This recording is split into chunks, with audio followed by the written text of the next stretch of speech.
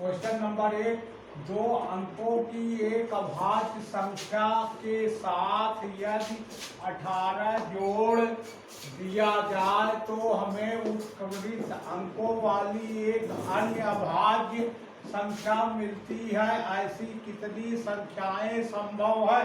Option A 2, option B 3, option C 0, option D 1। तो दो अंकों वाली अभाज्य संख्याएं इस प्रकार है। दो अंकों वाली अभाज्य संख्याएं इस प्रकार 11 है, 13 है, 17 है, 19 है।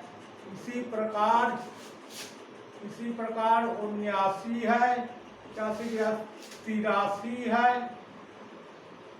84, 85, 86 इत्यादि इत्यादि।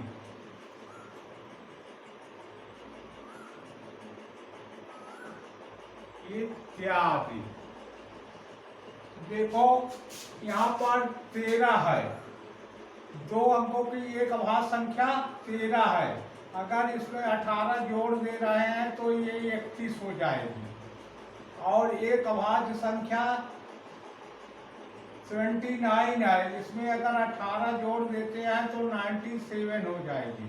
यही दो संख्याएं दो अंक वाली अभाज्य संख्या है जिसमें 18 जोड़ने पर वे उलट जाती है, यानी इकाई का अंक दहाई का अंक हो जाता है।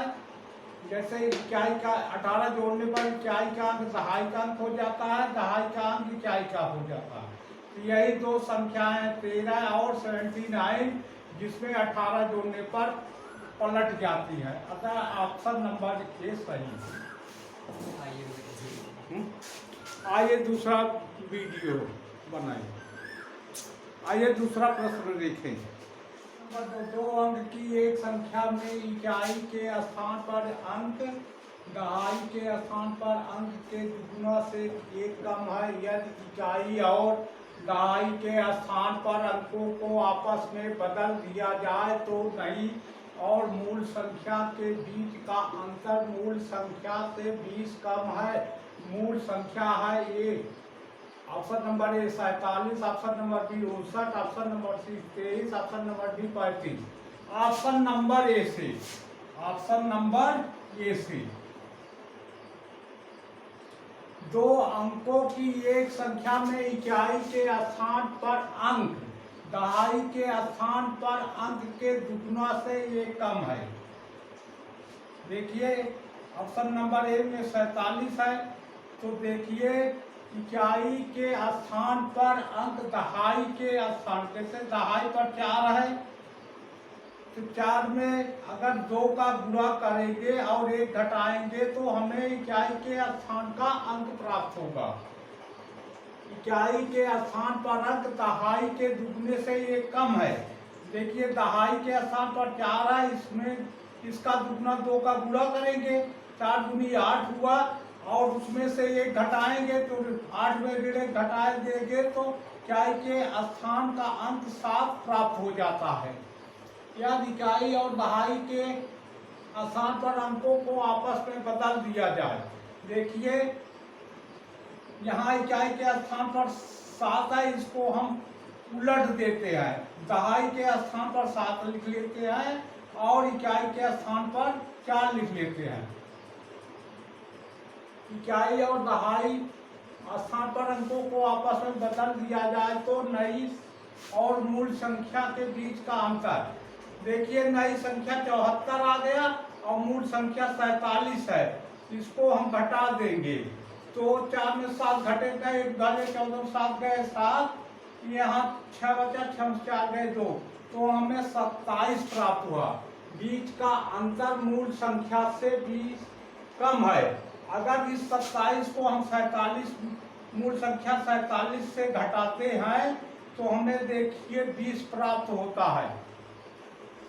20 प्राप्त है, मूल संख्या है।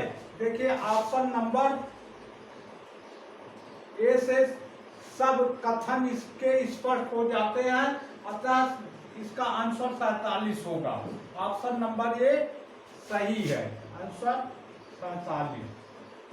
आंसर 47।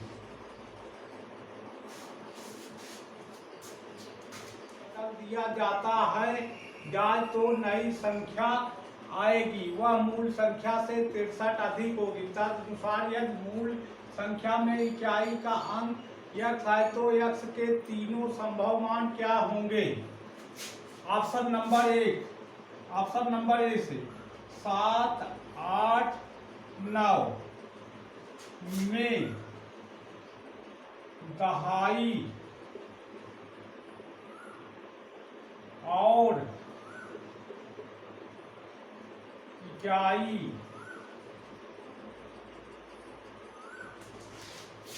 पलटने पर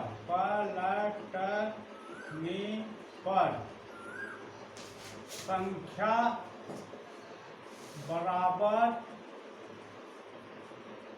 798 ऋण 789 बराबर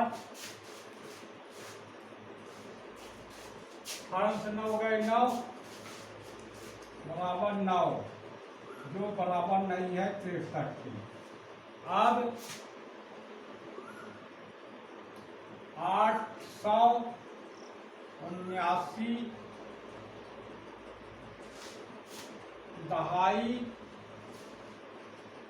दहाई और सैकड़ा के पलटने पर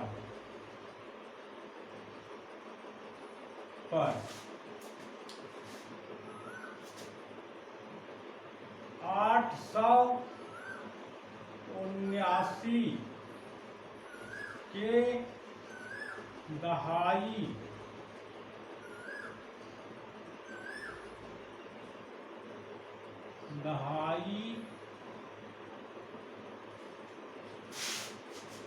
और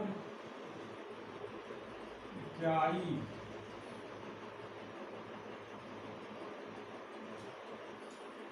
पलटने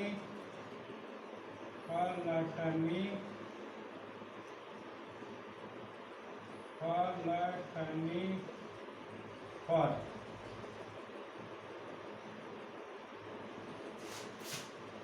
897 संख्या होगी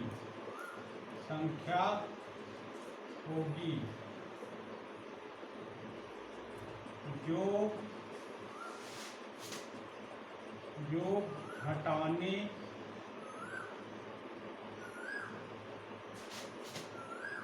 897 ऋण 879 से 90 8 और 8 में 7 गई, ये 8 में 7 जो बराबर 63 नहीं है, अतः ऑप्शन नंबर ए गलत है। ऑप्शन नंबर बी सी भी इसी प्रकार गलत होगा। ऑप्शन नंबर डी से 1, 2, 8 में दहाई और इकाई पलटने पर संख्या बराबर 182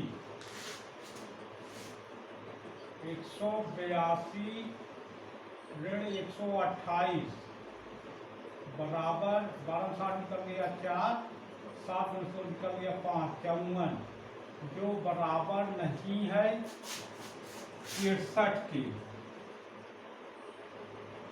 अतः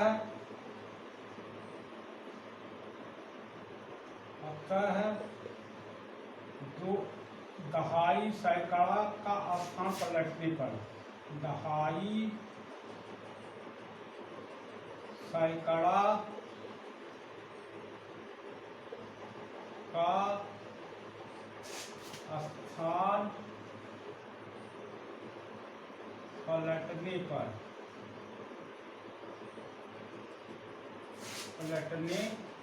पर संख्या बराबर 218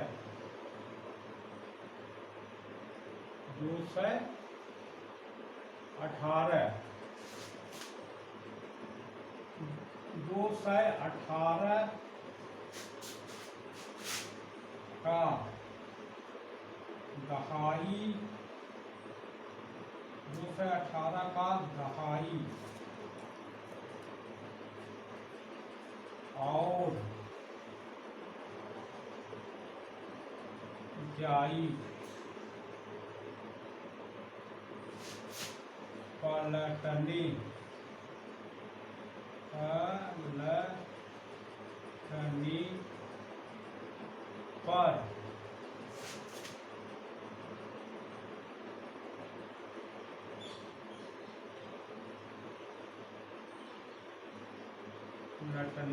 पर संख्या बराबर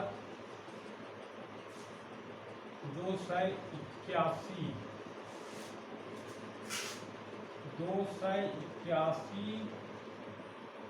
ऋण 218 बराबर 7 के 3 और 7 में से 6 संख्या बराबर 63। आंसर आपका ऑप्शन नंबर डी सही है। 3 अंकों वाली एक संख्या में सैकड़े के स्थान वाला अंक इकाई के स्थान वाले अंक का दुगुना है और उसके सभी अंकों का योगफल 18 है। यदि उसके अंकों को उलट दिया जाए तो वह संख्या 396 कम हो जाती है। तदनुसार उस संख्या के सैकड़े वाले अंक और दहाई वाले अंक का अंतर कितना है? सैकड़े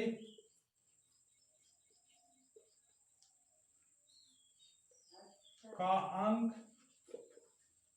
तीनों अंक सैकड़ा शॉर्टकट होगा वह कहीं सैकड़ा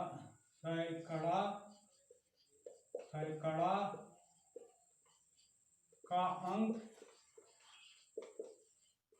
धन दहाई का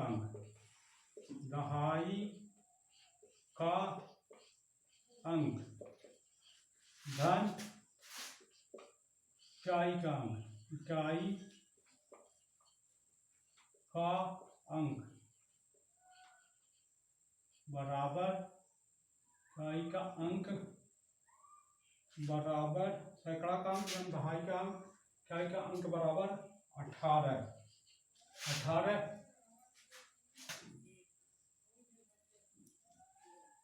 सैकड़े का अंक सैकड़ा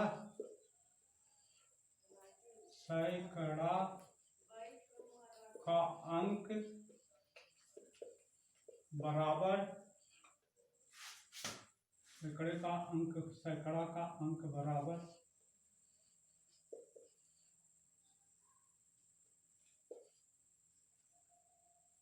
सैकड़ा का अंक बराबर 2 गुणे इकाई का अंक यहाँ लिख लो सैकड़ा का अंक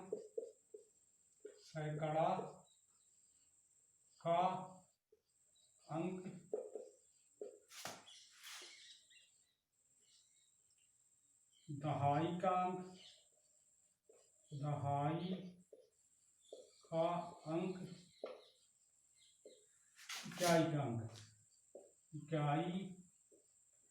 का अंक अगर इकाई का अंक 1 मानते हैं तो सैकड़ा का अंक दुगुना है 2 हो जाएगा। अगर इकाई और दहाई का अंक तीनों अंकों का योगफल 18 है तो 18 में से 3 घटा देंगे तो दहाई का अंक 15 हो जाएगा, तब तो 4 अंक की संख्या हो जाएगी। अगर इकाई का अंक 2 है तो सैकड़ा का अंक 4 हो जाएगा, क्योंकि सैकड़ा का अंक दुगुना है। 4 2 6 और तीनों सैकड़ा, दहाई, इकाई, तीनों अंकों का योगफल 18 है और 18 में से 6 घटाएंगे 12, तब तो 4 अंक की संख्या हो जाएगी। अगर इकाई के अंक 3 है तो सैकड़ा का अंक 6 होगा, तो 6 3 9, तीनों अंकों का योगफल 18, 18 से 9 घटा देंगे 9 आएगा। तो संख्या बराबर 6 से, संख्या बराबर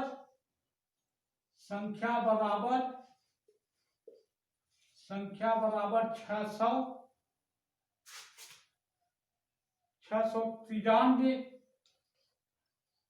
अगर इसमें से अंकों को पलट कर घटाते हैं 396 को, तो आंसर आएगा 13 में 6 गई 7 और 8 में 18 में से 9 गई 9 और 5 में 3 निकल गया 297, जो कि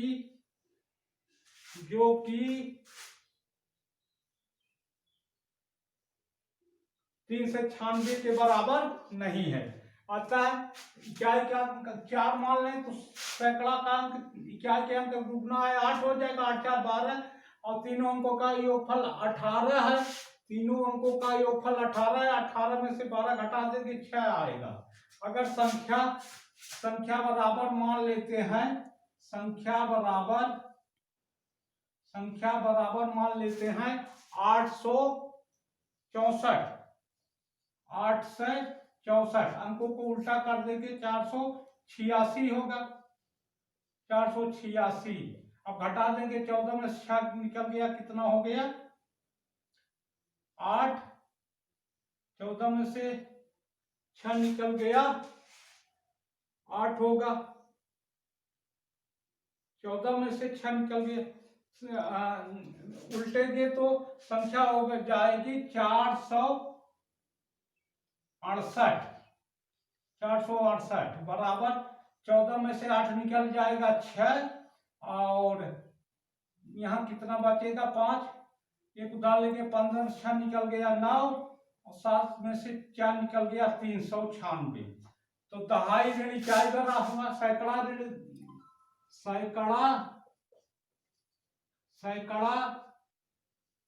ऋण सैकड़े का अंक, ऋण दहाई